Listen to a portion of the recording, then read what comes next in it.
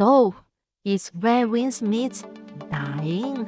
Or just another misunderstood live service game? Cause if you only look at the Steam chart, you will see only one thing, the massive draw after the power launch.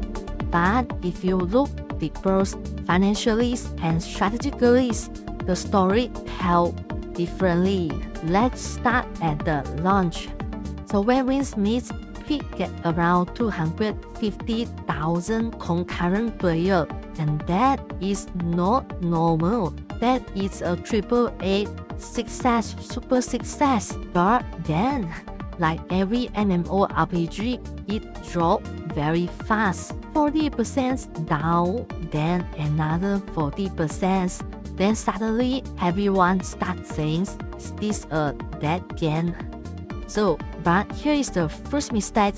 This drop is not failure. This is expected behavior. Expected behavior because most players come in, they explore the world, finish the content, then they leave. So what matters is not the drop, it is where the game stabilizes. And right now, it is sitting at around 20 to 30,000 concurrent players. And that is not that. That is a stable core audience. So now let's talk about money. Because this is where the real story is. Where Winds Meet make around $30 million in the first month. Then today it still generate about 10 million per month. That's a lot. So financially, it is working. But here's the catch. This is not a cheap game to run. This is not just an MMORPG. It is an open world plus live service hybrid, which means AAA development cost plus ongoing server cost plus continuous content productions. This is the most expensive game model in the industry. And then come to the biggest limitations. The game avoid pay to win. No start ceilings, no power advantage. It relies mostly on cosmetic and battle pass, which sounds great to player. But financially, this lowers the monetization ceilings of the developer, because instead of everyone spending, you rely only heavily on the whales, where a small group of players spending a lot, and that creates unstable revenue structure. So now let's bring in the developers, Everstone Studio. So Everstone Studio is not just any studio. It is backed by NetEase. And NetEase is very important here because recently they have been shifting their strategy, moving from aggressive global expansions to more profit-focused operations, cutting projects, tightening budgets, focusing on return on investment.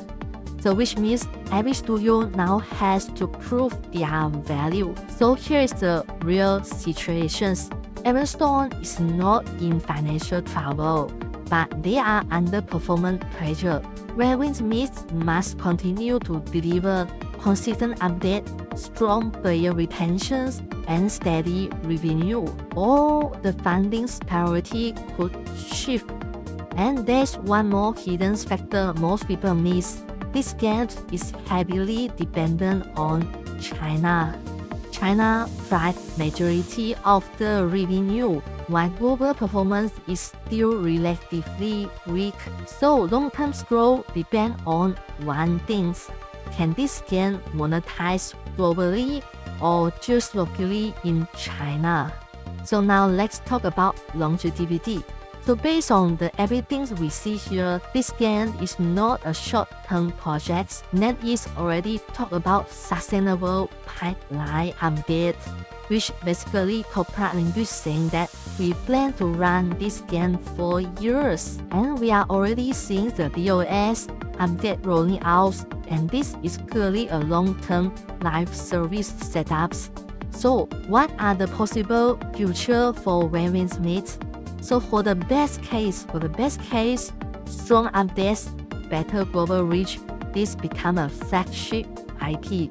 So you're running for 5 to 10 years. Then mid-case, China carries revenue over state average, so can survive steadily for about 3 to 5 years.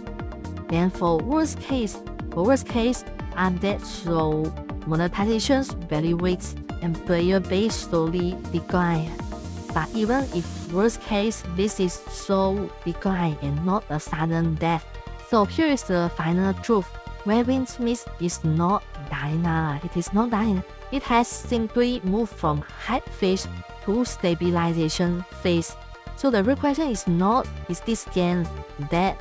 The real question is, can it sustain the cost and evolve its monetizations? And for the content creators like me, so this is actually the best timings because less competitions, stable audience, and future undead will create some spike. So this is where the channel grows. So not a large hype actually.